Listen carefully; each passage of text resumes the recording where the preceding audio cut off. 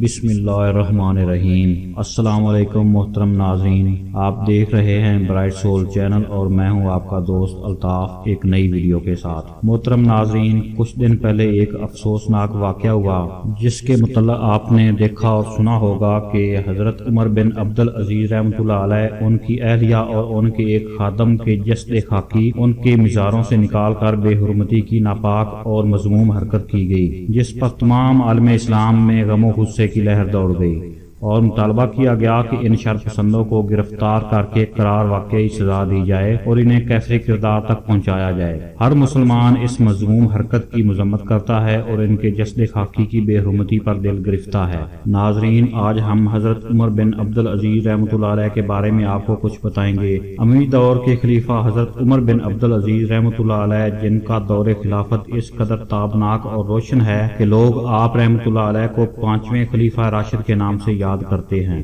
آپ کا دور خلافت گرچہ بہت مختصر تھا، تاہم اس نے حضرت عمر بن خطاب رضی اللہ تعالی عنہ کے دور کی یاد تازہ کر دی۔ آپ رحمۃ اللہ علیہ انصاف پرور اور اپنے فیصلوں میں سخت گیر تھے۔ اس سے پہلے ناظرین، اگر آپ نے برائٹ سول چینل کو سبسکرائب نہیں کیا تو پلیز سبسکرائب کر لیں اور گھنٹی کے بٹن کو بھی دبا دیں تاکہ آپ کو میری ہر آنے والی ویڈیو کا نوٹیفیکیشن مل سکے، اور جو دوست سبسکرائب کر چکے ہیں ان کا تہ دل سے مشکور ہوں۔ عمر بن عبد العزیز رحمۃ اللہ علیہ کی والدہ ماجدہ ام-i-Aasim خلیفہ ثانی حضرت عمر بن خطاب رضی اللہ تعالی عنہ کی پوتی تھیں۔ آپ رحمۃ اللہ علیہ نے ہجرت کے 61ویں سال مدینہ منورہ میں آنکھ کھولی۔ یہ بنو امیہ کی خلافت کا دور تھا جب اسلامی مملکت دور دور تک پھیل چکی تھی۔ افریقہ اور مغرب کے تمام شہر، سندھ، کابل اور فرغانہ، روم، قسطنطنیہ اور قبرص کے علاقے اس مملکت میں شامل تھے۔ گویا اندلس کے آخری گوشوں سے سندھ اور قبرص کے علاقے اس مملکت میں شامل تھے۔ گویا اندلس کے آخری گوشوں سے سندھ تک اور بلاد روم سے چین کی دیواروں تک اسلامی مملکت کا سکہ رواں تھا۔ آپ رحمۃ اللہ علیہ کے والد محترم عبد العزیز اس زمانے میں مصر کے گورنر تھے۔ انہوں نے اپنی اہلیہ سے کہا کہ عمر کو لے کر مصر چلی آؤ۔ آپ کی والدہ ام-i-Aasim کے چچا مشہور صحابی عبداللہ بن عمر رضی اللہ تعالیٰ عنہ کہنے لگے کہ اس بچے کو ہمارے ہاں چھوڑ دو، کیونکہ یہ سب سے زیادہ ہم سے مشابہت رکھتا ہے، یہاں اس کی اچھی تعلیم و تربیت بھی ہو جائے گی۔ چنانچہ وہ اکیلی اپنے خاوند کے پاس مصر روانہ ہو گئی۔ اس طرح مدینہ منورہ میں آپ کی تعلیم و تربیت کا سلسلہ شروع ہوا، جسے بڑے ہو کر مملکت اسلامیہ کی باغ ڈور سنبھالنی تھی۔ آپ رحمۃ اللہ علیہ نے بچپن ہی میں قرآن شریف حفظ کر لیا، علم حدیث مختلف شیوخ سے سیکھا۔ آپ رحمۃ اللہ علیہ کے بارے میں علامہ ذہبی رحمۃ اللہ علیہ فرماتے ہیں کہ وہ بڑے امام، بڑے فقیہ، بڑے مجتہد، حدیث کے بڑے ماہر اور معتبر حافظ قرآن تھے۔ آپ رحمۃ اللہ علیہ کے والد کے انتقال کے بعد آپ رحمۃ اللہ علیہ کے چچا عبد الملک بن مروان نے اپنی لڑکی فاطمہ سے آپ کی شادی کر دی۔ 78 ہجری مئی 690 عیسوی میں خلیفہ ولید بن عبد الملک نے حضرت عمر بن عبد العزیز کو مدینہ کا گورنر مقرر کر دیا۔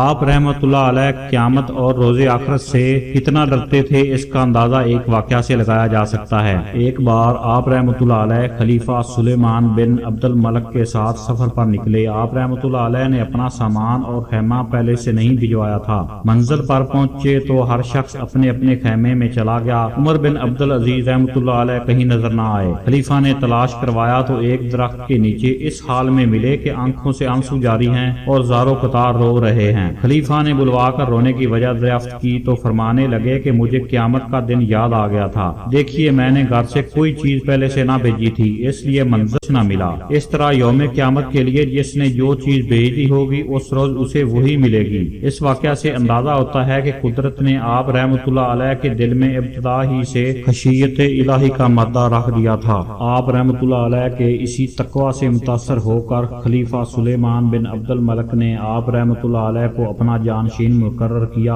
اور ان کی وصیت کے مطابق 99 ہجری کو عمر بن عبد العزیز رحمۃ اللہ علیہ کو خلیفہ مقرر کر دیا گیا اور بنو امیہ کے تمام لوگوں سے بیعت لی گئی۔ آپ رحمۃ اللہ علیہ کو خلیفہ مقرر کرنے پر کچھ لوگ جز بز تو ہوئے لیکن کر کچھ نہ سکے۔ ادھر عمر بن عبد العزیز رحمۃ اللہ علیہ کا حال یہ تھا کہ آپ رحمۃ اللہ علیہ بار خلافت کے احساس ذمہ داری سے نڈھال تھے۔ خلیفہ بننے سے پہلے حضرت عمر بن عبد العزیز رحمۃ اللہ علیہ کی نفاست پسندی کا یہ حال تھا کہ نہایت بیش قیمت لباس زیب تن کرتے تھے اور تھوڑی دیر میں اسے اتار کر دوسرا قیمتی لباس پہن لیتے۔ وہ اپنے زمانے کے سب سے زیادہ خوش لباس اور جامع زیب شخص مانے جاتے تھے۔ اللہ تعالیٰ نے عیش و عشرت کی دل دادہ اس محترم ہستی پر جب بار خلافت ڈالا تو نیلگوں آسمان پر طلوع ہونے والے سورج نے، رات کی تاریکی میں چمکنے والے چاند ستاروں نے اور ڈالی ڈالی کھلنے والے خوش رنگ پھولوں نے دیکھا کہ اس شخص کی زندگی میں کتنا بڑا تغیر آ گیا ہے۔ عمر ثانی رحمۃ اللہ علیہ نے خلیفہ بنتے ہی گھر کا ایک ایک نگینہ بیت المال میں جمع کروا دیا، خاندان کے تمام وظائف بند کر دیے گئے، شاہی سواری پیش کی گئی تو فرمایا میری سواری کے لیے میرا کھچر کافی ہے۔ اپنی تمام سواریوں کو فروخت کر کے رقم بیت المال میں جمع کروا دی، غصب شدہ اموال اور جاگیریں ان کے اصل مالکان کو واپس دلوا دیں۔ آپ کے اس جرأت مندانہ فیصلے کو سراہنے والے بھی کافی تھے اور آپ رحمۃ اللہ علیہ کی مخالفت کرنے والے بھی کم نہ تھے۔ خارجی جو ہمیشہ خلفاء کے خلاف بغاوت کرتے رہتے تھے، انہوں نے آپ رحمۃ اللہ علیہ کے خلاف جنگ نہ کرنے کا فیصلہ کیا، جبکہ بنو امیہ کے لوگ سخت ناراض ہوئے۔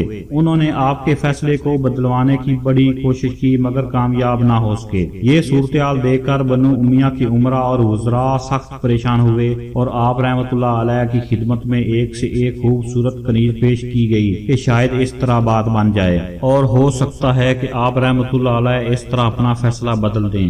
لیکن قدرت یہ چاہتی تھی کہ اس مرد صالح کے ذریعے اس قوم کو رائے راست پر لایا جائے جو دنیا کے عیش و آرام اور اس کی رنگینیوں میں کھو کر اپنی منزل سے دور ہوتی جا رہی تھی۔ آپ رحمۃ اللہ علیہ نے ہر کنیز سے اس کے مالک کا نام پتہ پوچھا اور اسے اس کے مالک کے پاس بھجوا دیا۔ ایک اور واقعہ کتابوں میں لکھا ملتا ہے کہ اس وقت آپ کے اہل خانہ نے آپ کی پھوپھی کو آپ رحمۃ اللہ علیہ کے پاس بھیجا۔ انہوں نے آ کر کہا کہ تمہارے رشتہ دار کہتے ہیں کہ تم نے ان کی روٹی چھین لی ہے، مجھے ڈر ہے کہ وہ تمہارے خلاف کہیں بغاوت نہ کر دیں۔ کرسی اور اقتدار کا خواہش مند کوئی بھی شخص شاید اس وقت ڈگمگا جاتا، لیکن درویش صفت خلیفہ حضرت عمر بن عبد العزیز رحمۃ اللہ علیہ ان باتوں سے بے نیاز تھے۔ آپ رحمۃ اللہ علیہ نے اپنی پھوپھی کی باتیں سن کر کوئی جواب نہ دیا اور اپنے خادم سے ایک اشرفی، ایک گوشت کا ٹکڑا اور انگیٹھی لانے کو کہا۔ اشرفی کو آپ نے انگیٹھی میں ڈال دیا۔ جب وہ گرم ہو کر لال سرخ ہو گئی تو اسے اٹھا کر گوشت کے ٹکڑے پر رکھ دیا جس سے گوشت کا ٹکڑا جلنے بھننے لگا۔ آپ رحمۃ اللہ علیہ نے اپنی پھوپھی سے کہا پھوپھی جان آپ اپنے بھتیجے کے لیے اس قسم کے عذاب سے پناہ نہیں مانگتی؟ محترم ناظرین، ویڈیو ذرا لمبی ہوتی جا رہی ہے، باقی حالات اور واقعات ہم آپ کو اگلی ویڈیو میں انشاءاللہ بتائیں گے کہ جب احادیث مبارکہ کے حفاظ کرام ایک ایک کر کے جب اس دنیا سے رخصت ہونے لگے تو آپ رحمۃ اللہ علیہ نے احادیث کے متعلق کیا عمل اور حکم کیا، اور عمر بن عبد العزیز رحمۃ اللہ علیہ کا ایک ایسا شاندار اور بے مثال واقعہ سنائیں گے جو آج کے حکمرانوں کے متعلق ہم سوچ بھی نہیں سکتے۔ آپ اگلی ویڈیو ضرور دیکھیں۔ اگر ویڈیو پسند آئی ہے تو لائک اور شیئر ضرور کریں۔